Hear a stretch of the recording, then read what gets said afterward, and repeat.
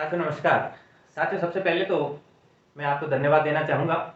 मेरे पिछले वीडियोज़ पे आप लोगों ने जो मुझे सपोर्ट किया है उसके लिए मैं आपका बहुत बहुत आभारी हूँ। साथियों पिछले 2 वीडियो में हमने भारत पर हुए अरब आक्रमण के बारे में पढ़ा, हमने इस्लाम के उदय के बारे में पढ़ा।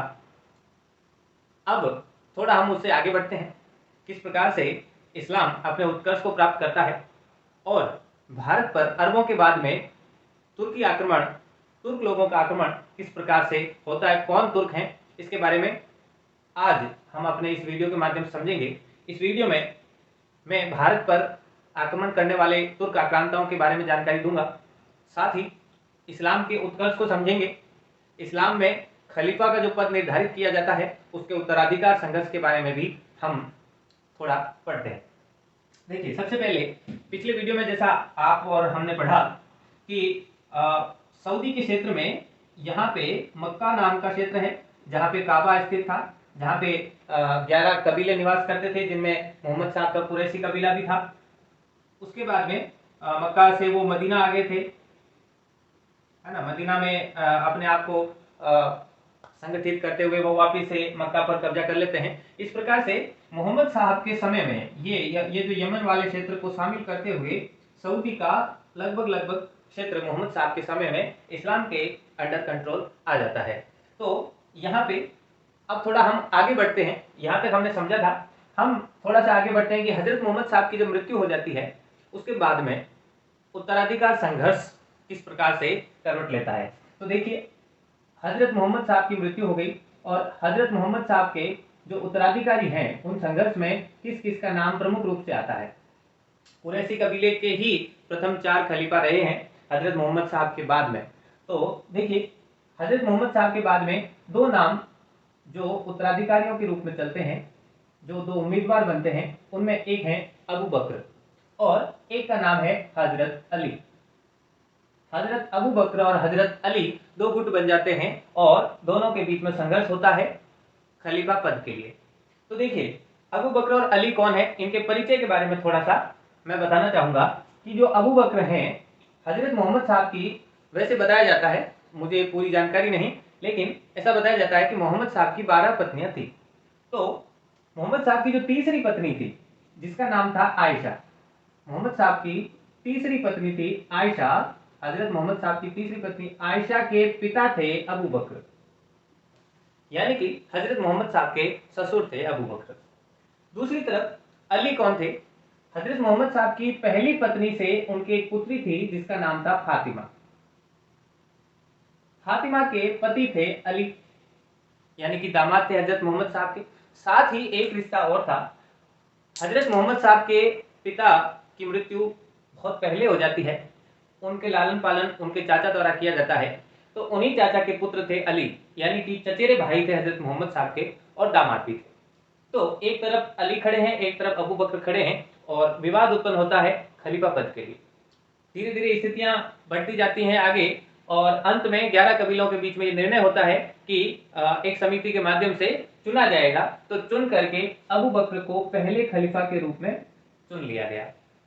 तो अबू बकर पहले खलीफा माने जाते हैं इस्लाम में।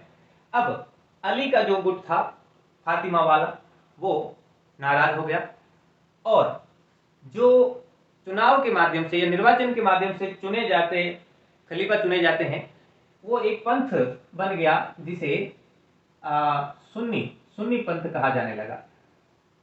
और दूसरी तरफ जो अली के समर्थक रहे उनको शिया संप्रदाय के रूप में जाना जाने लगा। खैर अबू बकर के बाद में, अबू बकर शुरुआत में प्रथम खलीफा थे और उसके बाद में अबू बकर के बाद में एक खलीफा बनते हैं जिनका नाम है हजरत उमर। हजरत उमर 10 वर्ष तक शासन करते हैं। अच्छा, अबू बकर के बारे में, अबू बकर जब खलीफा बने तो उनकी आयु बहुत ज़्यादा थी, तो वो 2 वर्ष तक ही शासन किया उन्होंने। लेकिन इस 2 वर्ष में उन्होंने 11 कबीलों में जो असंतोष व्याप्त था उस असंतोष को मिटाने का कार्य किया और 11 कबीलों को, जो उनके निर्वाचन के जो कबीले थे, उनको एक किया। हजरत उमर जिन्होंने 10 वर्ष तक शासन किया, उन्होंने हजरत मोहम्मद साहब के काम को आगे बढ़ाया और इस्लाम का जो परिक्षेत्र था, जो अभी तक सऊदी अरब में भी पूरी तरह से नहीं हो पाया था, उसको हजरत उमर ने बढ़ाया और धीरे धीरे ये सऊदी का जो पूरा क्षेत्र है इसको भी उन्होंने इस्लाम के प्रभुत्व में ला करके खड़ा कर दिया।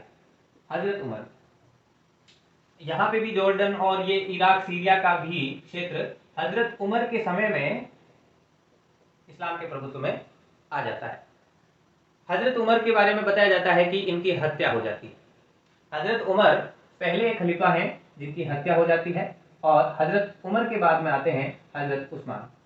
हजरत उस्मान 12 वर्ष तक शासन करते हैं, और इन 12 वर्ष में हजरत उमर के द्वारा जो क्षेत्र कायम किया गया था उसमें एक नियंत्रण, अच्छी तरीके से प्रशासनिक नियंत्रण स्थापित करने का कार्य करते हैं। अब उसके बाद में हम थोड़ा आगे बढ़ते हैं। हजरत उस्मान के बारे में कहा जाता है कि जब वो नमाज पढ़ रहे थे उस दौरान किसी के द्वारा उनकी हत्या कर दी जाती है, तो हजरत उस्मान की भी हत्या हो जाती है। और अब हजरत उस्मान के बाद फिर से प्रश्न खड़ा हो जाता है कि अब खलीफा कौन बनेगा।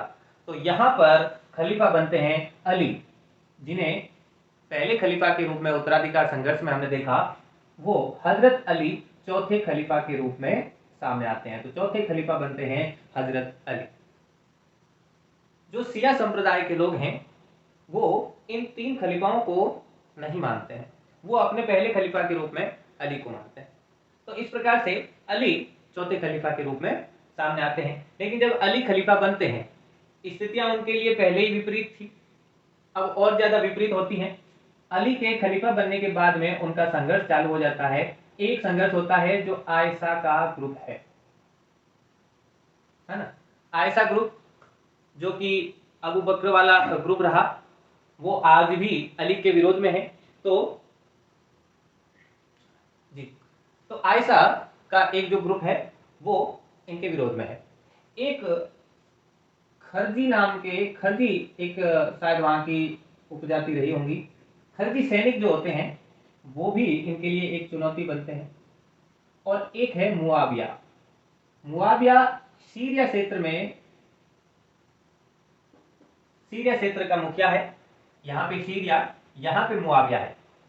तो सबसे पहले क्या होता है कि आयशा मुआविया ये दोनों विरोध करते हैं। मुआविया के बारे में थोड़ा जान लेते हैं। मुआविया क्यों ज्यादा प्रभावी था। मुआविया हजरत मोहम्मद साहब का साला था, दूसरी पत्नी का भाई था। तो एक रिश्ता सबसे इंपॉर्टेंट जो रहा वो साला रहा हजरत मोहम्मद साहब का। दूसरा रिश्ता कि जो तीसरे खलीफा रहे उस्मान, ये उस्मान का भी रिश्तेदार था। तो हजरत उस्मान का भी रिश्तेदार था, हजरत मोहम्मद साहब का भी रिश्तेदार था। और तीसरी जो बात थी वो मुख्य यह था कि इसे सीरिया के अंदर मुखिया के रूप में नियुक्त किया गया था हजरत उमर के द्वारा। तो बड़ी सेना थी, काफी प्रभावी व्यक्ति था। तो हजरत अली को मुआविया के द्वारा उनके खलीफा पद के लिए चुनौती दे दी जाती है। दूसरी तरफ आयशा का गुट भी उनके विरोध में चल रहा है। तो यहाँ पे एक युद्ध होता है, और उस युद्ध के माध्यम से आयशा के गुट का तो हजरत अली द्वारा दमन कर दिया जाता है। परंतु मुआविया और हजरत अली का जब युद्ध होता है, नेहवान का युद्ध जिसे कहते हैं शायद, तो मुआविया और अली के युद्ध में किसी प्रकार का कोई रिजल्ट आता नहीं दिखता है, बहुत लंबा युद्ध चलता है। तब हजरत अली संधि कर लेते हैं।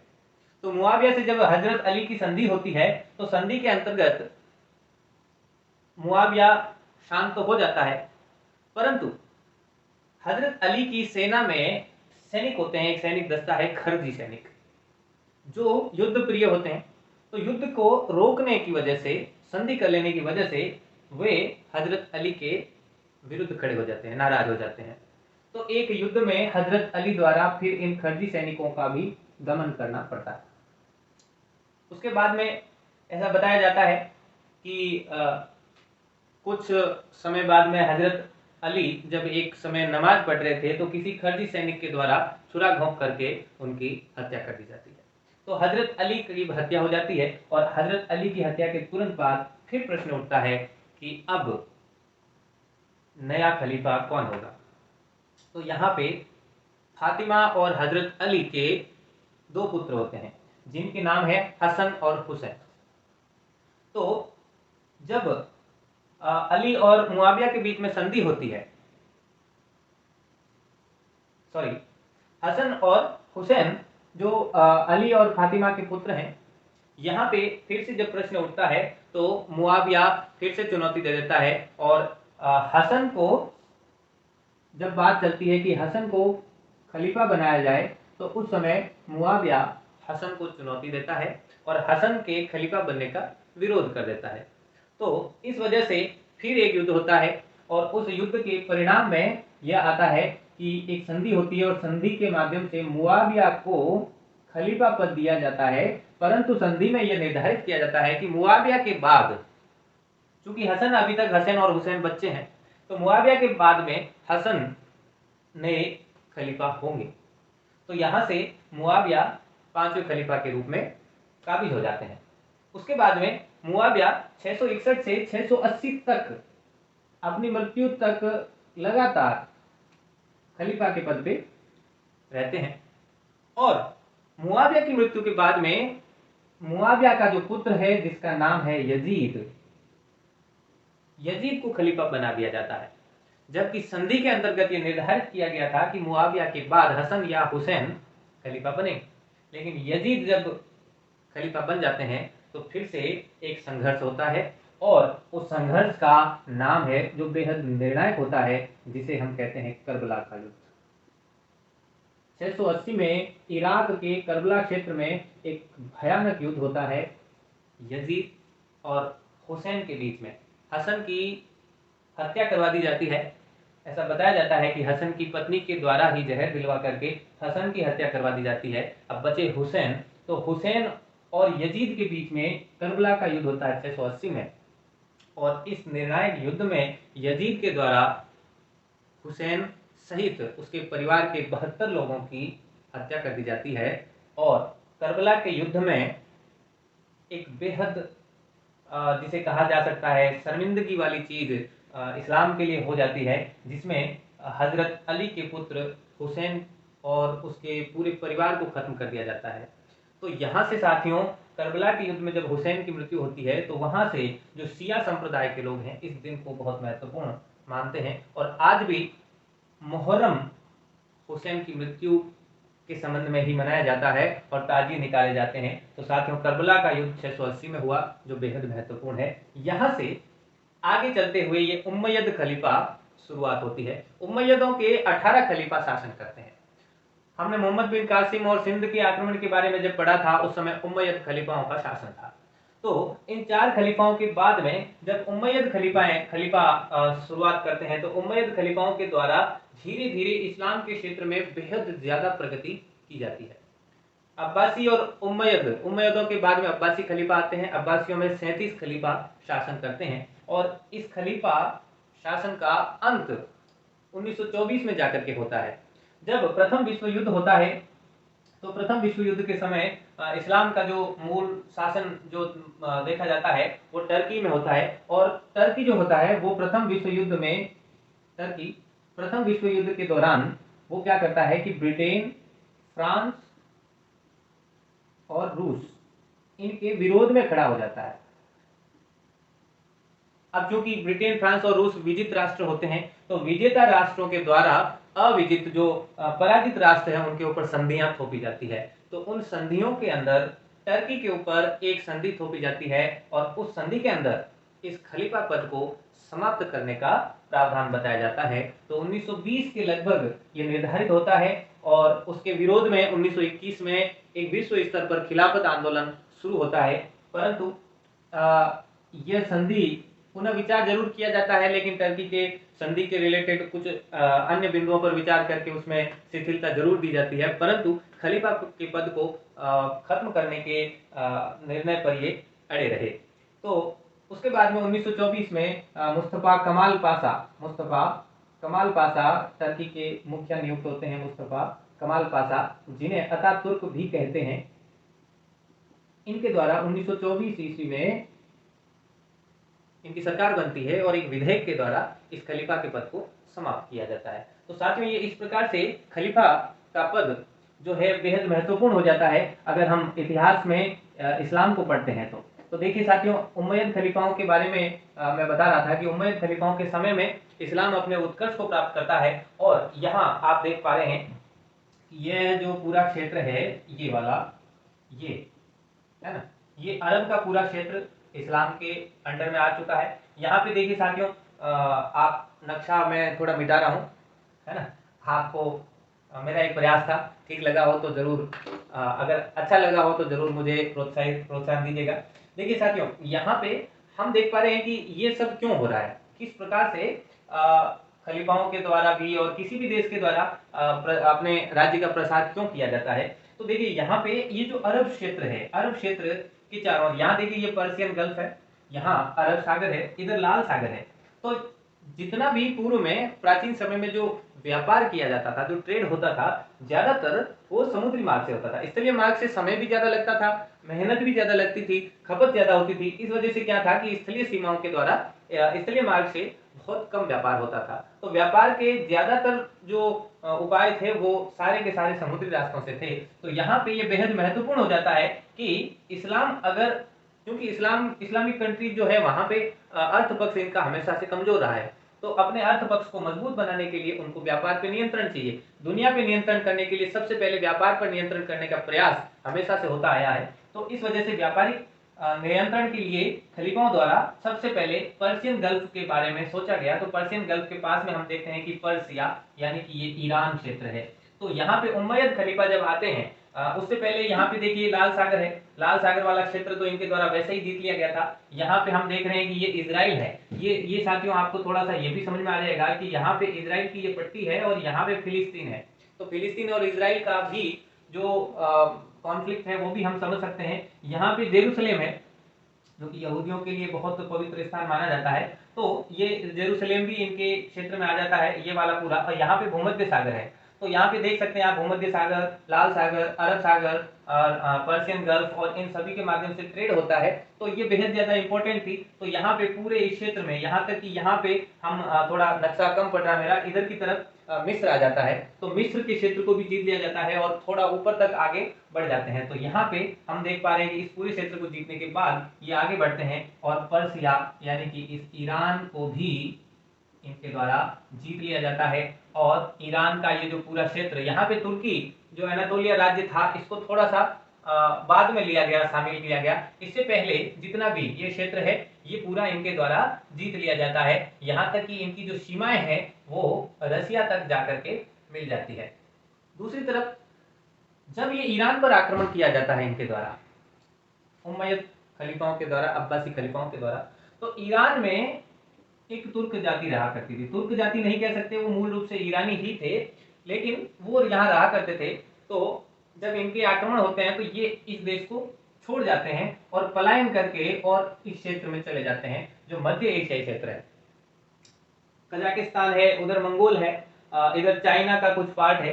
तो ये इधर का ये जो एरिया है लगभग ये इस क्षेत्र में ज्यादातर बर्बर जातियां, कबीले रहा करते थे जो संघर्षपूर्ण जीवन की वजह से बहुत ज्यादा मजबूत हो जाते थे। तो ये ईरान के ये जो लोग हैं ये पलायन करके उधर की तरफ चले जाते हैं। उमैयद खलीफाओं का शासन आगे बढ़ता जाता है, ये अफगान भी उनके क्षेत्र में आ जाता है। साथ ही लगभग पूरा क्षेत्र पाकिस्तान, हमारा जो सिंध क्षेत्र है, ये भी जब कासिम के द्वारा जीत लिया जाता है तो इसे भी लगभग ये अपने में शामिल कर लेते हैं। तो यहाँ से हम समझ सकते हैं कि भारत के इस तरफ का लगभग इतना पूरा क्षेत्र इस्लाम के कंट्रोल में आ जाता है। वहीं दूसरी तरफ अफ्रीका का भी कुछ क्षेत्र और बहुत बड़ा एक क्षेत्र इस्लाम के उसमें प्रभुत्व में आ जाता है। अब देखिए साथियों, हमने अरबों के बारे में पढ़ा। उमैयद खलीफा के 18 खलीफा शासन करते हैं। उसके बाद में अब्बासी खलीफा आते हैं, 37 अब्बासी खलीफा आ जाते हैं।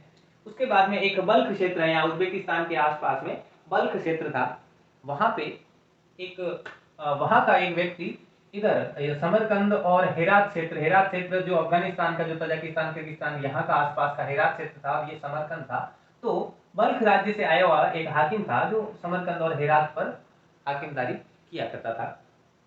उसने वो आता है और अब्बासी खलीफाओं के ऊपर उनके युद्ध वगैरह होता होगा और वहां से सामान्य शासक के रूप में वो सामानियों के राजवंश की स्थापना करता है।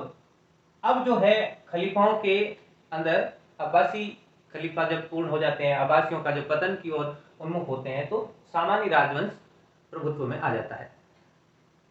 यहाँ एक थोड़ा चीज समझने की यह है कि जब कभी भी ये आक्रमण, इस्लामिक आक्रमण कहीं पर भी किए जाते थे, तो वहां की जो गैर मुस्लिम जातियां थी उनके ऊपर बहुत अत्याचार होता था।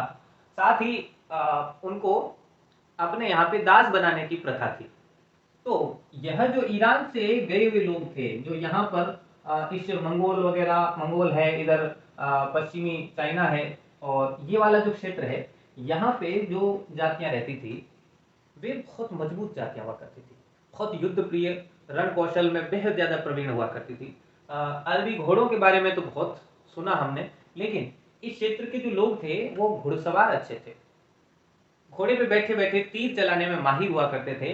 तो यहाँ के लोगों को इन लोगों ने, ईरानी शासकों ने और खलीफाओं ने अपने यहाँ पे दास रखना शुरू कर दिया, और धीरे धीरे ये दास जो हैं वो अपनी रैंक बढ़ाते जाते हैं, अपने ओहदे को और मजबूत करते जाते हैं, और यह जो दास है वो बहुत महत्वपूर्ण पदों पर आने लगते हैं। अब्बासी खलीफा धीरे धीरे जब पतन की ओर होते हैं तो बहुत से छोटे छोटे राज्य होते हैं, वहां के राजा अपने आप को स्वतंत्र घोषित कर लेते हैं। अब्बासियों के समय में खलीफा का जो पद है वो एक औपचारिकता मात्र रह जाती है, और जब उनको लगता है कि कोई राजा बेहद शक्तिशाली हो गया है तो वो उन्हें सुल्तान की उपाधि दे दिया करते थे। तो ज्यादातर जो सुल्तान थे वो ईरान से जो प्रस्थान करके गए थे और दास के रूप में लौटे थे और अब प्रभुत्व में आ चुके हैं, वो तुर्क लोग जो थे, तुर्कमान क्षेत्र कहलाता था ये तुर्कमान, तो तुर्कमान के जो लोग थे उनको तुर्क कहा जाने लगा। तो तुर्क लोग जो थे वो ज्यादातर सुल्तान थे। धीरे धीरे बहुत सी जब राजा अपने आप को स्वतंत्र घोषित करने लगे तो अब्बासी खलीफाओं ने सोचा कि इस तरीके से तो खलीफा के पद की गरिमा खत्म हो जाएगी। तो उन्होंने एक औपचारिकता बस एक पत्र उन स्वतंत्र होने वाले शासकों को उन्होंने देना शुरू कर दिया, उपाधियां देनी शुरू कर दी, ताकि वो खलीफा का सम्मान तो बराबर करते रहें। तो उन्हें मंसूर प्रदान किया जाता था, एक पत्र औपचारिक हुआ करता था जो उन्हें स्वतंत्र शासक घोषित करता था। तो इस प्रकार से अब्बासी खलीफाओं का पतन होता है, सामान्य राजवंश शुरू होता है, और सामान्य राजवंशों के यहाँ पर तुर्क लोग दास के रूप में कार्य करते हैं। तो ऐसे ही एक सामान्य राजवंश के वहां पर एक तुर्क व्यक्ति जिसका नाम था अलप्तकीन,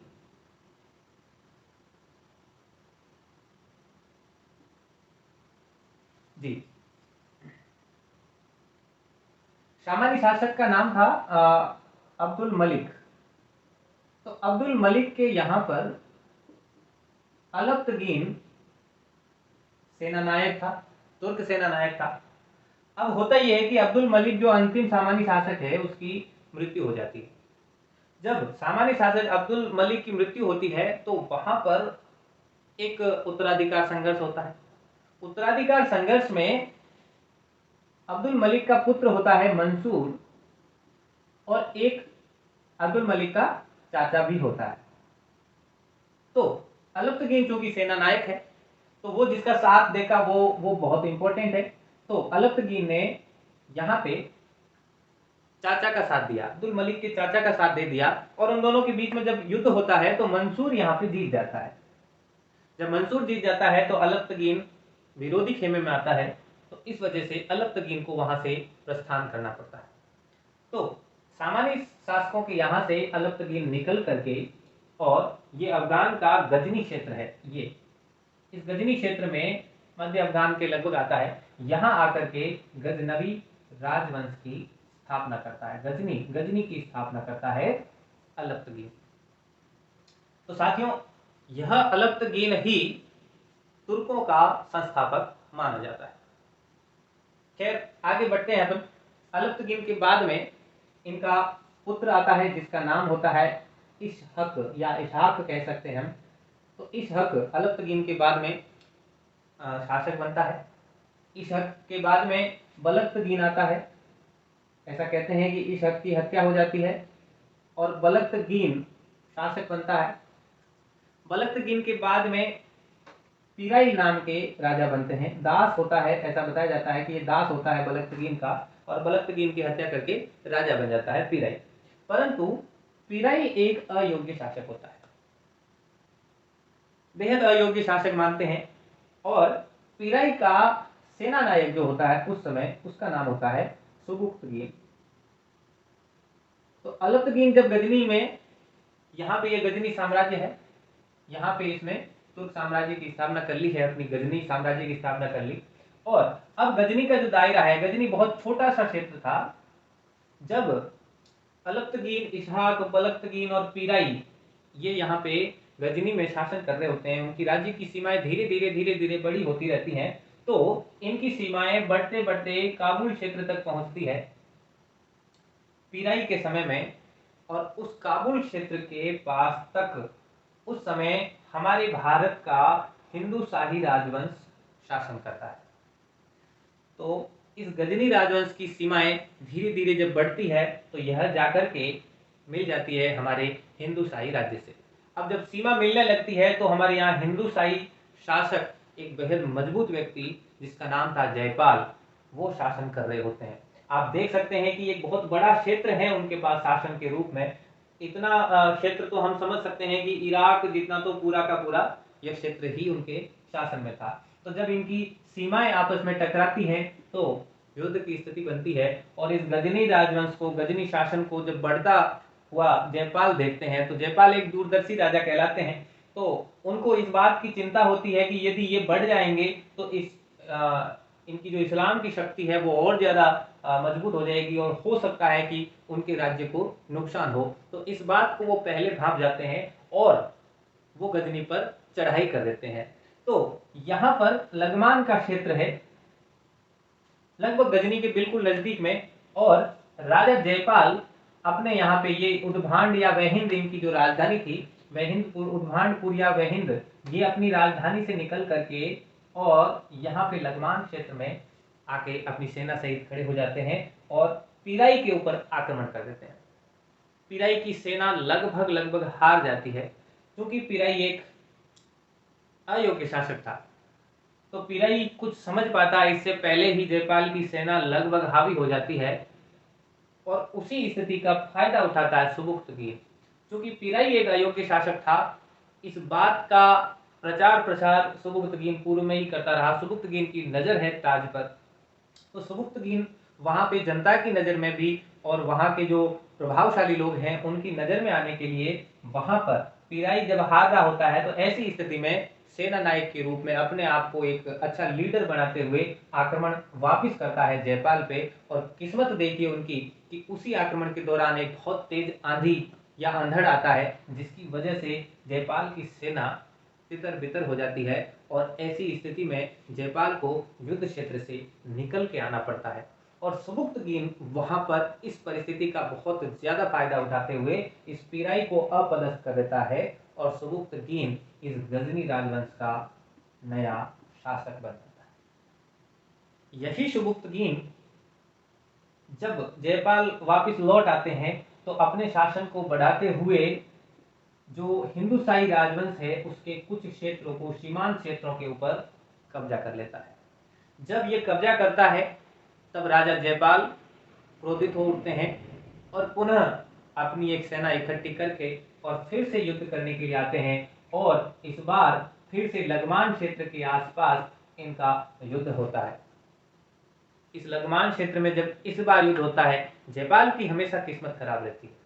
जब वो जीत रहा होता है तो इस तरह की कोई प्राकृतिक आपदा आन पड़ती है कि जयपाल की जीत उसकी पराजय में बदल जाती है। तो जब इस क्षेत्र में वो पुनः अपनी फौज को लेकर के आता है, युद्ध होता है सुबुक्तगीन और जयपाल के बीच में, तो जयपाल फिर से भारी पड़ने लगते हैं। परंतु उस समय हिमपात हो जाता है और इतना भारी हिमपात होता है कि उस समय जयपाल को हारना पड़ता है और एक बेहद अपमानजनक संधि उसे सहन करनी पड़ती है। उस संधि में जयपाल को कुछ नगर सुबुक्तगीन को देने पड़ते हैं, बहुत सारी रकम देनी पड़ती है, हाथियों को हाथी देने पड़ते हैं और कुछ सीमांत क्षेत्र भी सुबुक्तगीन को देने पड़ते हैं और जयपाल लौट के आ जाते हैं। परंतु इस अपमानजनक संधि को जयपाल सहन नहीं कर पाते और वापस आने के बाद में वो कलिंजर, कन्नौज और अजमेर के राजाओं से सहायता प्राप्त करते हैं, उनसे सहायता मांगते हैं और एक पुनः एक बड़ी सेना तैयार होती है और पुनः उस बड़ी सेना को लेकर के इस बार पेशावर में सुबुक्तगीन और जयपाल के बीच में पुनः युद्ध होता है और इस युद्ध में जयपाल की सेना कमजोर पड़ जाती है। सहायता प्राप्त कर लेने के बावजूद इस पेशावर के युद्ध में जयपाल हार जाते हैं और उन्हें खैबर और पेशावर, खैबर दर्रा और पेशावर का क्षेत्र सुबुक्तगीन को देना पड़ता है। पेशावर एक बेहद ज्यादा उर्वर क्षेत्र था और हिंदुशाही राजवंश का एक बहुत बड़ा जो राज्य है, बहुत बड़ा क्षेत्र जो है, वो गजनी राजवंश के अंतर्गत आ जाता है। इस प्रकार से राजा जयपाल के पास में एक बहुत छोटा सा क्षेत्र, बहुत सीमित क्षेत्र रह जाता है जिसके ऊपर वो अभी भी काबिज है। परंतु सुबुक्तगीन की जब मृत्यु हो जाती है उसके बाद में फिर से उत्तराधिकार संघर्ष चल पड़ता है और इस उत्तराधिकार संघर्ष में दो नाम सामने आते हैं। सुबुक्तगीन के दो बेटे हैं, एक का नाम तो है इस्माइल और एक का नाम है महमूद। तो इस्माइल और महमूद में उत्तराधिकार संघर्ष होता है और जो तुर्कों में प्रभावी लोग हैं वो इस्माइल को राजा बना देते हैं, परंतु महमूद उसे चुनौती देता है, उनके बीच युद्ध होता है और महमूद विजयी हो जाता है। अब गजनी राजवंश का नया राजा बन जाता है महमूद गजनवी। यही महमूद गजनवी है जिसने भारत के गुजरात में आकर के सोमनाथ के मंदिर को लूटा था, जिसे बहुत ज्यादा इतिहास में हम पढ़ते हैं। 17 बार जिसने भारत पर आक्रमण किया था। इस महमूद गजनवी की क्या कहानी है। और साथ ही एक चीज और मैं कहना चाहूंगा कि राजा जयपाल कितने दूरदर्शी राजा साबित होते हैं कि वो बार बार युद्ध करते हुए केवल और केवल गजनी राजवंश को तब तक सिर्फ और सिर्फ हिंदुशाही राजवंश से संघर्ष के रूप में रोके रखते हैं। आप सोच सकते हैं कि यदि यह क्षेत्र इस्लाम की पूरी शक्ति को प्राप्त करके अगर आक्रमण करता है तो निश्चित रूप से भारत का एक बड़ा क्षेत्र इस्लाम के कंट्रोल में बहुत पहले आ चुका होता। परंतु राजा जयपाल के बारे में बहुत कम जगह पे ये लिखा मिलता है, हमें पढ़ने को बहुत कम मिलता है, परंतु मेरा ये मानना है कि राजा जयपाल के प्रयास बहुत ज़्यादा महत्वपूर्ण रहे। राजा जयपाल को हम सभी पुनः याद रखें, पढ़ें और इतिहास में उनके नाम को शामिल करवाएं, ऐसा मेरा अनुरोध है। यहाँ पे अब हम आगे की वीडियो में देखेंगे कि महमूद गजनवी किस प्रकार से आक्रमण करता है भारत पे और क्या आगे की कहानी होती है।